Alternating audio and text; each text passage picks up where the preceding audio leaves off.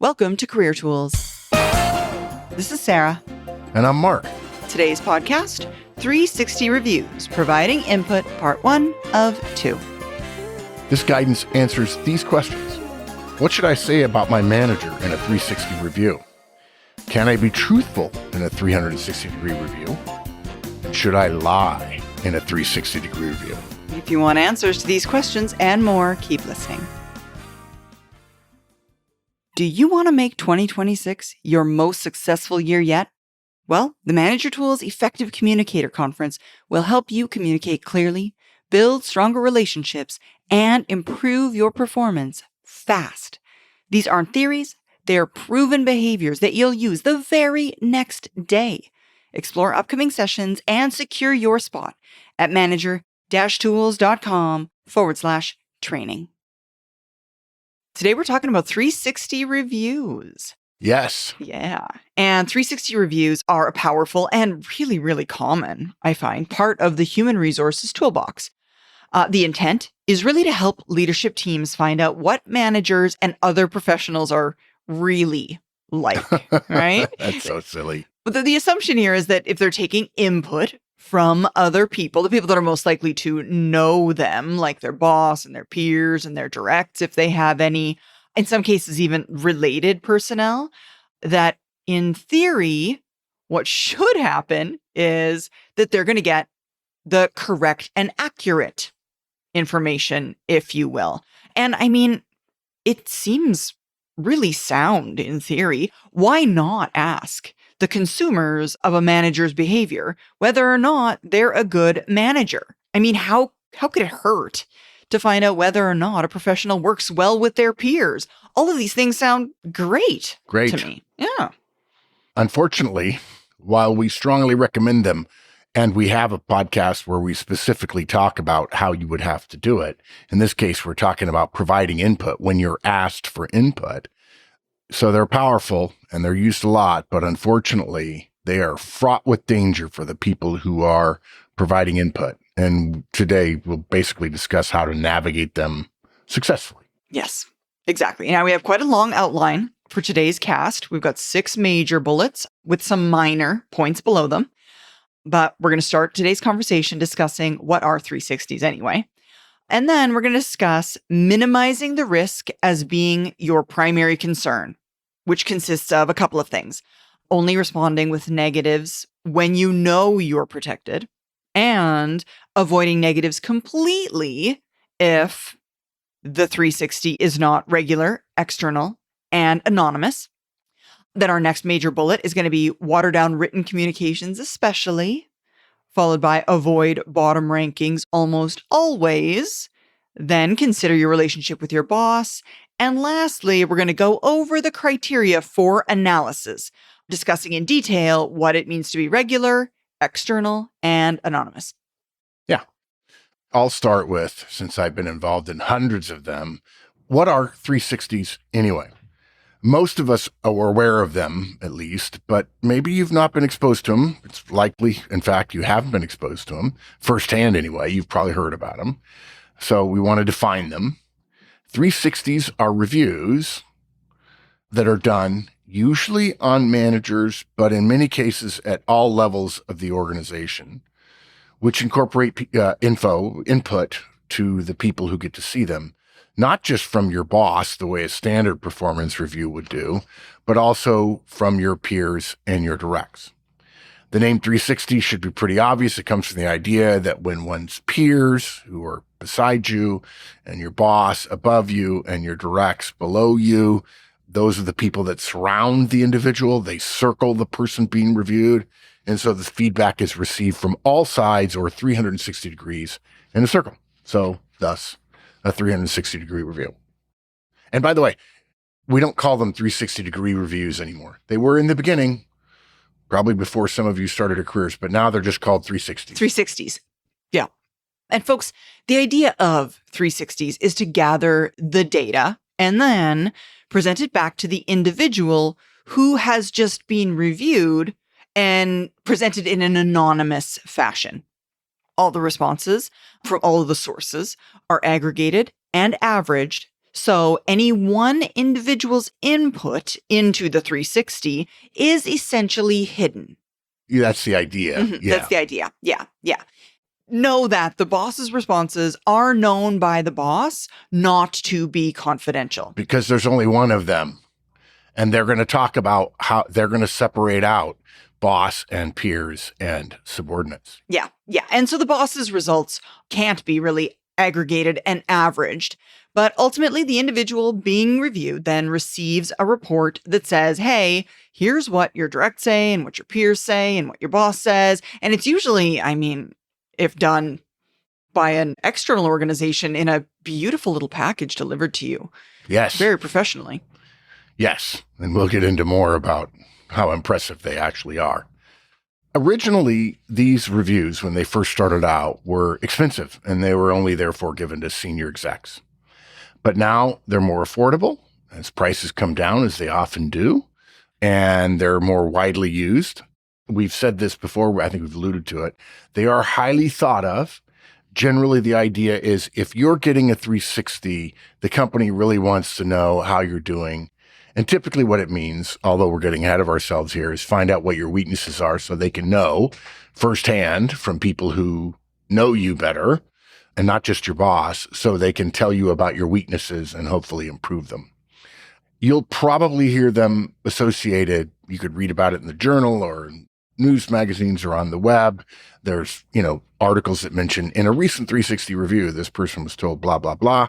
And they're particularly well known and often done and taken for granted, much like a standard additional review once a year in addition to your performance review at some of the best managed companies in the history of the world. Red Dot Shell, Procter & Gamble, Walmart, Silicon Valley companies, although my experience has been a lot of Silicon Valley companies reserve it for more senior people. And in those companies, it is very well done and it meets our criteria. But in many cases, that's not the case.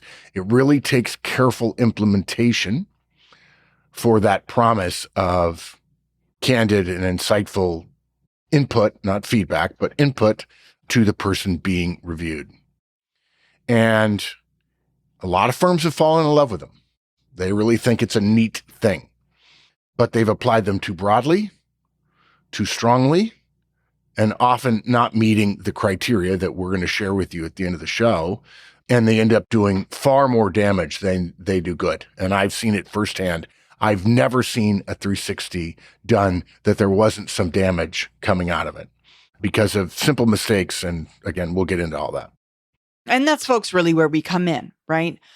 We firsthand, Mark and I over here, where we are, we can't know how your firm is going to deliver these to you, whether it's going to be done the way we would recommend, the effective way, or not. So we're going to provide you some criteria in this cast to help you decide in which category your 360, your organization falls, so that you can be on the right side of the 360. Yeah. Our first bit of guidance, unfortunately, because of the danger, is that minimizing your risk as a provider of input to someone's 360, your boss, your peer, or a subordinate, minimizing your risk is the primary factor you have to consider. And we'll start with a story. A few years ago, we were working with one of the most impressive manager leaders we've ever known. Super sharp business person, fine person to be around, always positive, maybe one of the 10 or 15 most positive people I've ever been around, hardworking, cared a lot for the team that worked for this person, focused on the basics, open to new ideas, a good driver, a good persuader, a good motivator of others, the kind of CEO everyone wants to work for. Even the media likes him. Yeah, exactly. That's a rarity. And folks, this executive had received some 360 feedback from a very reputable external source. The most reputable external source I've ever known, and still. Yeah. And so it was stuff that we would agree is absolutely valid information. It was clear to the recipient and to us that this was truly intended to use for development reasons, not some other potentially nefarious cause. It was definitely for development. That was very clear to see. And it had 17 different criteria against which this executive was measured. And honestly, when we saw it, we thought it was probably the best 360 review data we've ever seen. It's certainly not been bested since then. I may have forgotten about one that I did 30 years ago, but yeah, it was absolutely outstanding. Yeah. And not only that, was it a great survey that said this executive specifically was ranked nearly perfect in every single category. The rankings were against other C-suite level executives at this exact level or higher. And it was like he ran the table. I mean, he aced it. And it didn't surprise me because I'd known him for years. And I'm like, yeah, I can't imagine this guy, be filled with flaws. If he is, then we're all doomed. Yeah, exactly. So it was impressive, a sight to behold, really. And of the 17 areas, again, all of which were great, there was only one that fell below exceptional. And that one area was still well above average, just not quite exceptionally good. Now, remember, this is against other folks in the C-suite. So being compared not to slouches. Right. And exceptional in all But areas peers, but one. professional peers, not just colleagues, but peers.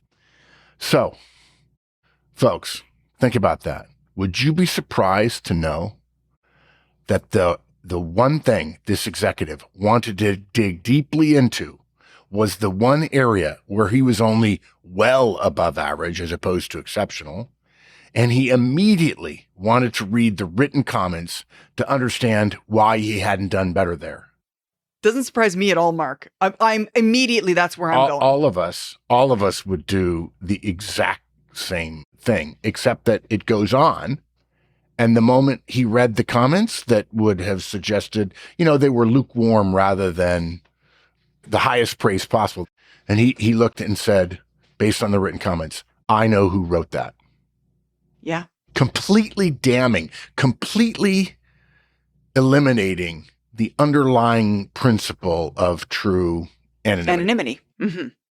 Now, folks, this example isn't brought in here so that we can talk about a thing that we saw in the past that was really, really cool. But we submit to you that if people of character, like this executive, immediately go to their relative negatives and immediately want to know what was said in detail, then if your manager is average, like so many of the other managers, and in any way anonymity is in question for whatever reason, honest negative responses to 360 reviews are incredibly dangerous.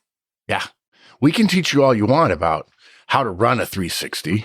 Part of it, as we'll learn later, is get an outside firm to do it and how to implement it and how to follow up and so on. But this guidance, of course, is for you providing input. And if you think about it, you're far more likely to provide input to a 360 than you are to get it, because it might take 10, 12, 15 people to give input on one. In fact, I had one case where there were 7 or 8 peers working for, I'm going to just say vice president. He probably was an EVP or an SVP, and 7 or 8 directs. And he was doing 360s on all of his directs after appropriately sharing his with them, right? Hey, I went through this. This is what I learned. I want to share it with you. That's the way, see one, do one, teach one kind of thing. So each one of those, let's say it's 8, each one of those 8 directs got one 360, but they had to provide 7 inputs to everyone else. What's more, they also had all had to do one on their boss. So they had been asked now to give 8 inputs, and they only get one response back, the one that aggregates all the other inputs. So again, this is our primary guidance, folks. You got to minimize your risk. While you may be motivated to be honest because of promises and of anonymity, those promises all too often, in our experience, well above 50%, probably close to 75%, they turn out to be false. And all the honesty and proof you can bring to the table about why my boss is below average in these 3 areas or whatever will not protect you from a vindictive boss who decides that you were one of the ones or the one, and we'll tell you how to figure that out, you'll see, that made her 360 review so poor relative to her peers. We've seen this kind of retribution firsthand. It's ugly, it's wrong, and it's a fact. And folks, a couple of things. Remember, tell your boss the truth and the truth will set you free. That's also true for anonymous input to your peers. Okay. Maybe not to your directs, assuming you have already told them the things that you're going to be giving them negatives on. And so if you haven't been given feedback, if you haven't done a review that's truly candid, and you think you can truly be candid in a 360, all of those have risk associated with them in terms of relationship damage. But the other side of this that's also so important is if you think, well, I'm going to be honest, and then you realize, wait, that's not fair. You have a fundamental organizational principle on your behalf. Your honor cannot be used against you. Okay? You do not have to be honest. We're not telling you to lie. No, you don't lie, but you don't have to be completely truthful if in fact you believe there will be retribution. Your honor cannot be used against you. Mm-hmm. And folks, if you're listening and you're still not convinced, and you're rightly questioning our approach, our guidance here, know that the firm is asking for input and the input is designed to help. So you'd be right to think to yourself, why shouldn't I be honest if it's going to help somebody be more effective? If this very principle of candor that underpins the manager tool's feedback is valid, why wouldn't it be valid in this instance as well? It does. That's exactly what feedback is based on, candor and truth. But again, consider Horstman's law of career candor. Again, one is not obligated to be completely candid if there is associated career risk. You do not tell the CEO he or she has no clothes, okay, if you're 5 levels down from them. The idea of truly open communication is always predicated on total professionalism from all parties. There are some companies that have built that kind of culture. And if you're at one, stay there and enjoy it, revel in it. And if you think the grass is greener, they won't talk about the fact that they don't have that culture that you have. And when you go somewhere else, you'll suddenly realize, wow, I'm at an organization. And most people don't realize this, but I've said this a lot in my executive coaching calls with clients the last couple of months, that if you're too candid in a culture that isn't candid, you'll be punished. And it's not fair that that be the case. It's just not fair. Folks, this is one of the reasons, if you're familiar with our podcast about feedback, that we say don't give feedback to your manager. As somebody who has come from a very candid relationship with my manager, I have firsthand experienced this, being able to tell them they have no clothes. Right. Then going to a boss and making the assumption as an individual contributor that that's just how this relationship is, and then getting in trouble immediately when I realized, oh, candor isn't part of the culture on this team. Yeah. So truly open communication is predicated on, again, I just want to say, the idea of truly open communication is always predicated on total professionalism from all parties. And most notably from the recipient, right? That predication is false if you doubt it. Our bosses can fire us, okay? And they can fire us for not so very much when it comes right down to it if they're clever. How does us being candid with only the hope that the manager will change justify the real risk of termination, whether they do or don't? And the answer is it doesn't. It's an unfair cost-benefit analysis, folks. And I have seen this 20 or 30 times. Folks, they're not going to fire you because you said something mean about them in the 360 review. They're just going to find other things. They're going to look for all your faults. And you're human, so you have them. Yeah. Professionalism in ourselves doesn't require us to eliminate career risk. We don't have to say, I have to be a professional, even though it puts me at career risk. Now, there are ethical decisions that you might have to make where you do have to take career risk. We understand that, and that you're in an unethical place and unethical things are happening and you're obligated to speak up to that. But in terms of managerial style, I hate that phrase, but anyway, it's reasonable shorthand for the vast majority.